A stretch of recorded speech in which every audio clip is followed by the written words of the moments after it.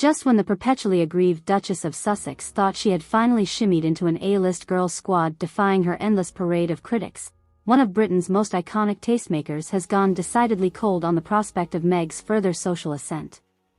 This week's transatlantic shocker comes amid buzzed reports that Victoria Beckham has enforced a strict, ne va Markle, policy for her upcoming 50th birthday blowout set to transpire in the south of France aboard husband David's luxe superyacht. According to incensed insiders, requests for Meghan's sacred admission onto the ultra-exclusive Riviera Ragers heavy RSVP'd manifest have not only been rebuffed, but the former posh spice has apparently gone full DEFCON blacklist, instructing her elite planner squad to enforce absolute omission of anything remotely Megsy. The second that Aravista American trailer park turn even thought of crashing Vicky's perfectly curated circle for this once-in-half-century milestone made my skin legit crawl. See that a disgusted Beckham intimate who rebuffed our incessant entreaties for anonymity with a dramatic hair toss. Our posh may serve chic ambassadress for the progressive cosmopolitan hive mind, but she's got knives wickedly sharpened for keeping the riffraff like that Duchess Duchessa out of her meticulously maintained orbit like a star dividing celestial spheres from the mud. Indeed, while the Zigga Zigga singer-turned-fashion-plated magnate has cultivated a reputation over recent decades for passionate advocacy around LGBTQ inclusivity, feminism and transcending class divides, she clearly still enforces staunch gatekeeping policies segregating the nouveau riche Aravistas from her trusted aristocratic cohort. Particularly now as Beckham herself prepares to ascend into an entirely new stratum of high society upon reaching the half-century milestone birthday typically commemorated with ornate galas and legacy philanthropic campaigns. One misstep toward polluting her precious social registry through scandal adjacencies risks squandering accumulated goodwill. Oh, our posse will very much put on for the masses with that recognizable, smashy, girl power activist tilt calling for inclusive diversity where appropriate, added a fellow insider regarding the pop idol's nuanced praxis of celebrity capital cultivation.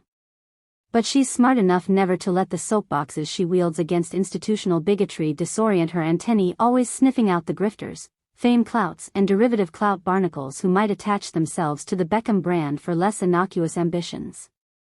As the supercouple's planned 3-day marathon of ultra-exclusive beachfront shindigs kickstarts aboard the Seven Isles cruise route, Beckham has reportedly gone to exhaustive lengths personally redacting the entry manifest, and that included peremptorily banishing the Duchess of Sussex far from holiday shores. The Beckhams first found themselves chummy with the nonconformist royals back in 2018 when Meghan first alighted within the charmed rarefied circles as Harry's virginal bride.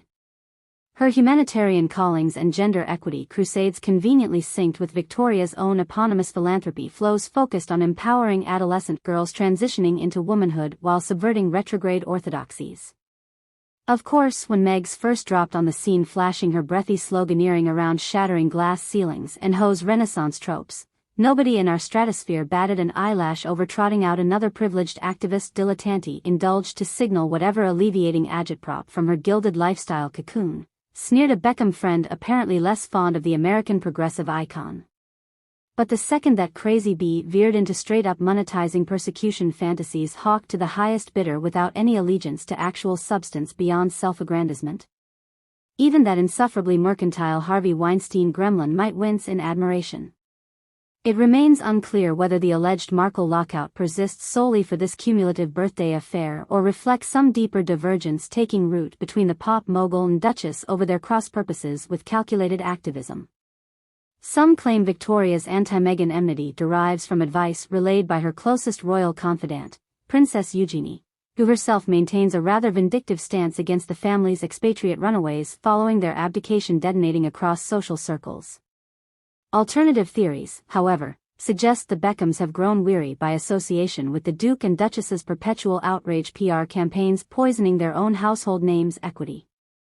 Lest we forget, this whole mess kicked off thanks to Victoria extending an olive branch commissioning Meghan that tastefully restrained Mother Nature-themed lookbook modeling her new botanical attire collection, groaned one well-placed courtier recounting the root of these fractured alliances. Posh obviously expected the collab publicity campaigning to limitlessly bask her brand in glowing big tent feminist uplift from America's avant-garde princess of wokeness.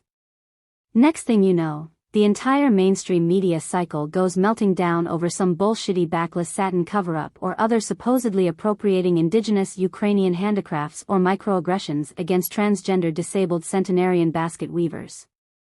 Much like recent severed celebrity associations for the Duchess across other elite networks, it seems the writing appeared on the wall for a final reputation breach shortly after Meghan's most recent Truth interview diatribe against the royal family.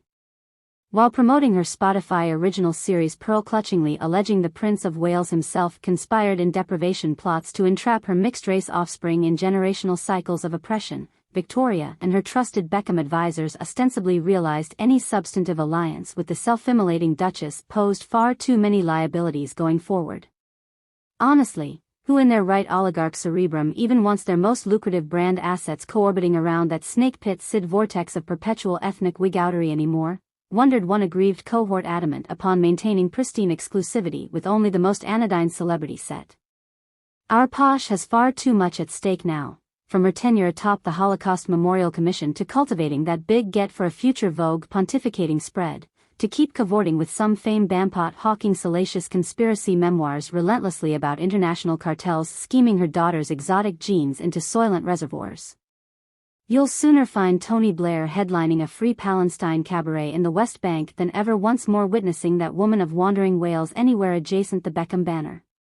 While some bitter Markle supporters continue flooding social media channels decrying Beckham's 50th gala, racist, snubbing itself as proof of the systemic bigotries long denounced by Meghan, most bemused pop culture observers have simply interpreted the blacklisting as one more preemptive obliteration to any oxygen feeding a perpetual outrage brand swiftly becoming toxic within prestige social registers. Should Victoria Beckham's much-buzzed Riviera birthday bacchanal proceed without any errant Duchess detritus, it could signal the absolute apex among globally aspirational figures maintaining clout hygiene by permanently expunging a relentlessly disruptive outlier from their rarefied atmosphere. For the sanctimonious American princess perpetually shocked by aristocratic privilege no longer coddling her very existence, perhaps understanding why genuine elites ultimately seek to rid themselves of her exhausting company provides the brutal epiphany needed to manifest actual change, that is, if such self-awareness remains possible beyond the lucrative mirrored chamber persisting each new persecution ahead of monetizing successive indignities into another embroidered merch line. For the poshicle, set eagerly anticipating decadent celebrations symbolizing humanity's rarest achievable peaks. Maintaining a rigorously Markle-free zone amounts to simply upholding sacred aristocratic protocols, plus a blessed immunity from obnoxious Sally Bowles-style revolution grifting trying to harsh their exclusive vibes.